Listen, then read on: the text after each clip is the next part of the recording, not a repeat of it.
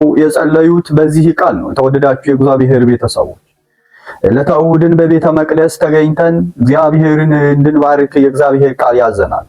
7ቱን ቀን ለፍተን ዕለተ እሑድ ደግሞ በቤተ መቅደስ ገብተን 6ቱን ቀን ለፍተን ዕለተ እሑድ ደግሞ በእግዚአብሔር ቤት ተገኝተን እግዚአብሔርን እንድንባርክ የአምላካችን የእግዚአብሔር ቃል ይነግረናል። ዛሬ ስለ አባቶች ካህናት ጠባቂነት የተነገረ ወይንም የተዘመረ ቃል ነው። ከዛሬ ጀምሮ የዛሬ ሳምንት ደግሞ ከህዳር ጾመ ነቢያት ከገባበት ጊዜ ጀምሮ እስከ ዛሬ ድረስ ወርሃ አስተምህሮ ይባላል። ከታኅሳስ 7 ደግሞ እስከ ጌታ ልደት ድረስ ወርሃ ስብከት ይባላል። ዛሬ ወርሃ አስተምህሮ መጨረሻ ነው።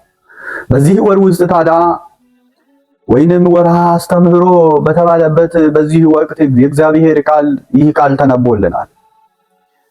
መዝሙረ ዳዊት ላይ ነቢዩ ዳዊት ካህናቶችህን ሕይወትን አንድም ልጅነትን ሰጣቸው፣ ልጅነትን ሰጥተህ ልጅነትን እንዲሰጡ አደረግሃቸው እንዳለ ባለመሰረት በሉቃስ ወንጌል ላይ ደግሞ የሉቃስ ወንጌል ምዕራፍ 12 ከቁጥር 32 ላይ የተነበበ ቃል የእግዚአብሔር ቃል እንዲህ ይላል። ኢተስራህኦ ንዑስ መርኤት ለአባቶች ካህናት የተነገረ ነው። አንተ ታናሽ መንጋ አትፍራ ማለት ነው። ታናሽ መንጋ የተባሉት ኤጲስቆጶሳት ጳጳሳት ናቸው። ጳጳሳቶች ብቻ አይደሉም፣ ካህናቶችም ናቸው። ሕዝቡን እንዲጠብቁ ከእግዚአብሔር ስልጣንን የተረከቡ የእግዚአብሔርን ቃል ተሸክመው ወደ ዓለም የገቡ አበው የእግዚአብሔርን ሕዝብ እንዴት ነው መጠበቅ ያለብን? እንዴት ነው ከኃጢአት ማውጣት አለብን? ተስፋ የቆረጠውን ተስፋው እንዲለመልም እንዴት ነው ማድረግ ያለብን? ፍቅርን ሰላምን የሌለው በቤተሰቡ ውስጥ እንዴት አድርገን ነው ፍቅርን ሰላምን ማስፈን ያለብን? እንግዲህ ይህ ሁሉ ኃላፊነት በእኛ ትከሻ በእኛ ጫንቃ ላይ ወድቋል። የተወደዳችሁ የእግዚአብሔር ቤተሰቦች ወደ አባቶች ካህናት ቀርበን ኃጢአታችንን ራሳችንን በእነሱ ላይ ላደረ ለእግዚአብሔር መንፈስ ቅዱስ እንድናስመረምር እኮ እግዚአብሔር አምላካችን ያዘናል። ታናሽ መንጋ ሕዝቡን የሚጠብቅ አንተ ታናሽ መንጋ፣ እንዲህማ ከሆነ ሕዝቡን ምን እመግባቸዋለሁ ብለህ አትፍራ ነው የምለው የእግዚአብሔር ቃል። ምን እናገራቸዋለሁ? እንዴት አድርጌ የእግዚአብሔርን መንግስት አወርሳቸዋለሁኝ ብላችሁ አትፍሩ ስል ነው። ዛሬ ለሕዝቡ የእግዚአብሔር ሕዝብ የእግዚአብሔርን መንግስት እንዴት መውረስ እንዳለባቸው እያሰበ የሚደክም ካህን ይኖር ይሁን እንዴ በዓለም ላይ በተለይ በሀገራችን ውስጥ? እስመ ሰምረ አቡክሙ ይላል፣ ሰማያዊ አባታችሁ መንግስተ ሰማይን ልሰጣችሁ ወደዋልና። መንግስተ ሰማይን እኮ ነው ያለው እግዚአብሔር እኮ የጠራን እኛን መንግስቱን ልሰጠን ነው እንጂ በዚህ ዓለም ተደላድለን እንድንኖር አይደለም። ቁጥር 33 ላይ እንዲህ ይለናል፣ ያላችሁ ሸጣችሁ ምጽዋት ስጡ ነው የሚለን። ያላችሁን ሽጣችሁ ምጽዋት ስጡ። እንዴ ያላችሁን ሀብት በሙሉ ሽጣችሁ ማለት ነው አይደለም። ለምሳሌ 2 ሰዓት ስራ እንጀምራለን ቁርስ በልተን ሁላችንም። የሻይ ሰዓት አለ 4 ሰዓት ላይ ሻያችንን እንጠጣለን። ምሳ 6 ሰዓት ላይ እንበላለን። እንደገና ደግሞ 8 ሰዓት ላይ የሻይ ሰዓት አለ። ያችን የሻይ የ8 ሰዓት የሻዩን ሰዓት ብናልፈው ምን ችግር አለ? በከተማችን ውስጥ እኮ ህፃናት ዳቦ አጥተው እጃቸውን የዕለት እየዘረጉ አንዳንዶቻችን ዳቦ የማይገዛላቸውን ሳንቲም 50 ሳንቲም እንሰጣቸዋለን። አንዳንዶቻችን ደግሞ ቆንጥጠናቸው ተገላምጠናቸው እናልፋለን። እንዲህ ልናደርግ አስፈላጊ አይደለም። የተወደዳችሁ እግዚአብሔር ቤተሰቦች እና ስለዚህ እግዚአብሔር ቃል ካላችሁ ላይ አካፍላችሁ ስጡ ነው የሚለን። የማያረጅ ለምን መሰላችሁ? ግበሩ ለክሙ እኮ ነው የሚለን። የማያረጅ ከረጢት ለናንተ የሚያረጅ ከረጢት ለናንተ አታድርጉ፣ የማያረጅ ከረጢት ለናንተ አድርጉ ነው የሚለው። የማያረጅ ከረጢት ምንድነው? ወመዛግብተ ዘበሰማያት ዘኢያልቅ፣ የማያልቅ ድልብ በሰማይ አለ። ሀበይ ይረክቦ ሰራቂ፣ ሌባ፣ ቀማኛ፣ ወንበዴ ወሮ በላ ሰርስሮ ቆፍሮ ሊወርሰው የማይችል ብዕል በመንግስት አለ ነው የምለን። አብንጹህ ምቀኝነት የሌለብህ አባት ሀበጻጼ ወቁንቁኔ እያማስ ነው። ብዕል ነቀን የማይበላ ብዕል ያለ አባታችን ብለን እኮ ነው ዘወትር በቤተ መቅደስ የምናገለግል ካህናት አባቶች። እና በዚህ ዛሬ በቤተ መቅደስ ውስጥ በዕለተ ሰንበት የተነበበ የእግዚአብሔር ቃል ነው። ቁጥር 30 ሉቃስ ወንጌል ምዕራፍ 12 ቁጥር 34 ላይ ወሃባሃሎ መዝገብክሙ ህየ ይሄሉ ልብክሙ ይላል። ገንዘባችሁ ካለበት ልቡናችሁ ይኖራል። ወገባችሁ የታጠቀ ማብራታችሁ የበራ ይሁን። ልቡናችሁን በእውቀት ይህ ማለት ምን ማለት ነው? ልቡናችሁን በእግዚአብሔር ቃል አጽኑ ስል ነው፣ አጠንክሩ ስል ነው። ዛሬ ዓለም ተበላሽታለች። ዓለም ጦርነትን የሚሰብክ የሆነ ሚዲያ ከፍተን ስንመለከት ሰላምን የሆነ ደስ የሚል ነገር አይደለም እያየን ያለ ነው። ይህ ቃል ታዲያ ምንድነው የምላችሁ? ወገባችሁን የታጠቀ ማብራታችሁ የበራ ይሁን ነው የሚለው። ይህ ማለት ነው ምን ማለት ነው? ልቡናችሁ በእውቀት የጸና አእምሯችሁ ፍጹም ይሁን ይላል። ፍጹም ይሁን ማለቱ ነው። ስለዚህ ልቡናችን በእውቀት የጸና በእግዚአብሔር እውቀት በመንፈሳዊ እውቀት የጸና አእምሯችንም ደግሞ ፍጹም ይሁን። ወአንትሙኒ ኩኑ ይላል። እናንተ ከሰርግ እስከ መልስ ድረስ ቤታቸውን እንደሚጠብቁ ሰዎች ሁኑ ነው። ተግታችሁ ጠብቁ፣ የምትጠሩበት ቀን አታውቁምና ዕለተ ሞታችሁን ስለን ነው። ስለዚህ በመጣ ጊዜ ፈጥነው ይከፍቱለታል። ማን በመጣ ጊዜ? ሙሽራው በመጣ ጊዜ እነዛ በራቸውን ተግታቸው የሚጠብቁ ሰዎች ፈጥነው ይከፍቱለታል። ጌታ በመጣ ጊዜ ለተዋሂዶ በቅታችሁ ትገኙ ዘንድ ጌታቸውን ደጅ እንደሚጠኑት ምዕመናን ሁኑ ይላል። ምዕመናን ማለት የተወደዳችሁ የእግዚአብሔር ቤተሰቦች በክርስቶስ ደም የተዋጁ ቤተክርስቲያን ማለት ነው። ምዕመናን ማለት ጌታቸው በመጣ ጊዜ ተግተው እንዲሁ ሲያደርጉ ቢያገኙት፣ ምክንያቱም ጌታ በሚመጣ ጊዜ ፈጥነው እነሱ ይከፍቱለታል ማለት በተጠሩ ጊዜ ለሞት ተዘጋጅተው ስለሆነ የሚጠብቁት ጊዜያዊ ሞት ይጠራቸዋል፣ ይሄዳሉ። በአዋጅ ድምፅ ጌታ በሚመጣ ጊዜ ግን ፈጥነው ተነስተው ፈጥነው ወደ ዘላለማዊ ሕይወት ይገባሉ ማለት ነው። ምክንያቱም ተግተው ነው ኖረዋልና። አማን ብለክሙ ይላል ደግሞ 37 ላይ ታጥቆ ያሳልፍላችኋል ብዬ እንዲያሳልፍላችሁ በእውነት እነግራችኋለሁ።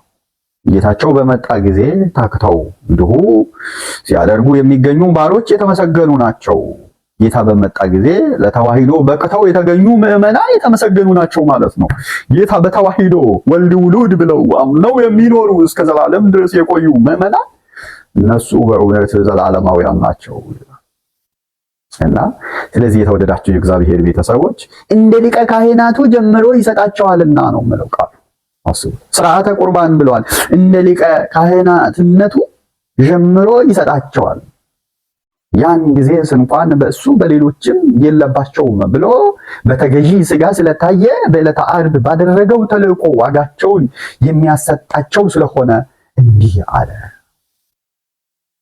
የተወደዳችሁ የእግዚአብሔር ቤተሰቦች መድኃኔዓለም ኢየሱስ ክርስቶስ ይህ ቃል መተርጉማኑ እዚህ ጋር ያብራሩት ዛሬ ኢየሱስ ክርስቶስ እየወደቀ እየተነሳ በአብ ፊት ይቃትታል ለሚሉት ሰዎች መልስ ሰጣቸው ነው። ከፈለጉ ይህንን ግዕዝ ተርጉመው ይመልከቱ። ህሩይኒ ይቄድስ ብለዋል። አሚሃ ይፌጽም ቁልኤ ወመሲሕየ ብለዋል። ሐዋርያው ቅዱስ ጳውሎስ ወልድኒ ይገኒ ለዛ አግናየ ሎቱ ኩሎ ብለዋል። ሊቁም በቅዳሴ ላይ አሚሃ ቅዱስ ዮሐንስ አፈወርቅ ማለት ነው። አሚሃ ደብተራ ብርሃን ይተከል ወመንጡላዕተ ብርሃን ይሰፋ ወይቀውሞሙ ለካህናት በየማኑ ወለዲያቆናት በጸጋሙ ወያርዮሙ ሥርዓተ ቁርባን ብለዋል። እና ስለዚህ ኢየሱስ ክርስቶስ በሚመጣ ጊዜ ዋጋቸውን ይሰጣቸዋል። ሙሽራው ኢየሱስ ክርስቶስ በሚመጣ ሰዓት ዛሬ ተክቶ የሚጠብቅ ቃሉን ተክቶ ታጥቆ የሚጠብቅ እሱ ወደ ዘላለም እግዚአብሔር መንግስት ይገባል ይላል።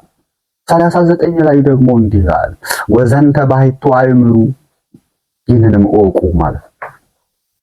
ባለቤት ሌባ የሚመጣበትን ሰዓት አውቆ ቢሆን ተክቶ በጠበቀ ነበር።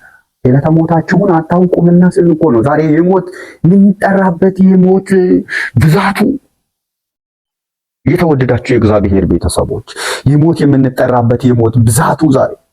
ስለዚህ እንዘጋጅ እንጂ ቤቱንም ይምሱት ዘንድ ባልተውም ነበረ ይላል። ምክንያቱም ሌባው በሚመጣበት ሰዓትን ቢያውቅ ኖሮ ባለቤቱ ተክቶ ስለሚጠብቅ ቤቱ ሰብረው ሲገቡ እርምጃ ይወስድባቸው ነበር ማለት ነው። 40 ላይ ቁጥር 40 ላይ ምዕራፍ 12 ከቁጥር 40 ላይ ምን ይላል? ወአንተሙኒ ድልዋ እናንተ ተዘጋጅታችሁ ኑሩ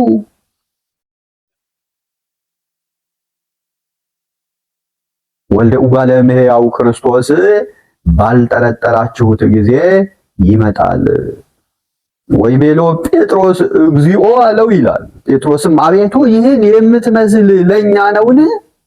ወይስ ብሎ ቅዱስ ጴጥሮስ ጠየቀ። ወይስ ለሁላችን ወምመ ለኩሉ ወይስ ለሁሉ ነው ብሎ ጠየቀው ቅዱስ ጴጥሮስ። ቁጥር 42 ላይ ወይቤሎ እግዚእነ ጌታ መለሰ መኑ እንጋ ውእቱ መጋቢ ኄር ወምእመን ወጠቢብ ዘይሰይሞ እግዚኡ ላዕለ ኩሉ ቤቱ ይላል። በቤቱ ላይ ተሹመው ዛሬ ምዕመናንን የሚያውኩ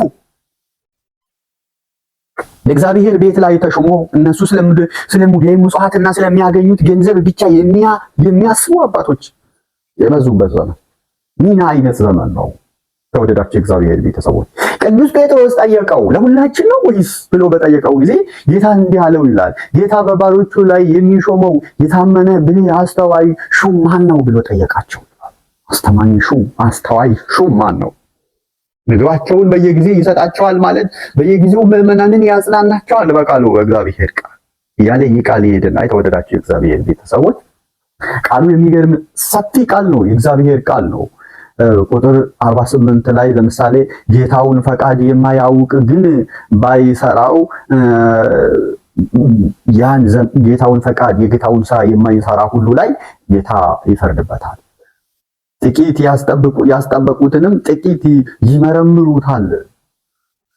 በሀገር እሳትን አመጣሁ ማለት ለሰው ሁሉ ሃይማኖትን አስተምራለሁ ስል ነው። ምን ይላል በዚህ 49 ላይ በሀገር እሳትን አመጣሁ ማለት ለሰው ሁሉ ሃይማኖትን አስተምራለሁ ስል ነው። እንግዲህ የተወደዳችሁ የእግዚአብሔር ቤተሰቦች ዛሬ ስለ አባቶች ካህናት የተነገረ እግዚአብሔር ቃል ነው። በሕዝቅኤል ላይ አድሮ እግዚአብሔር እንዲህ ብሎ ተናግሮታል።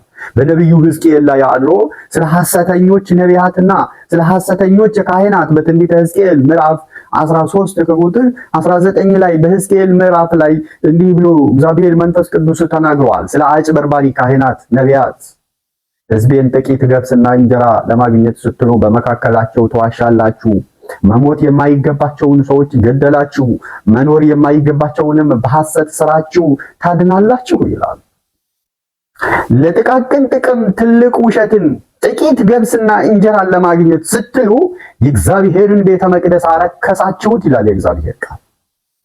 ስለዚህ ተወደዳችሁ የእግዚአብሔር ቃል ዛሬ የተነበበው ቃሉ የእግዚአብሔር ቃል በቤተ መቅደስ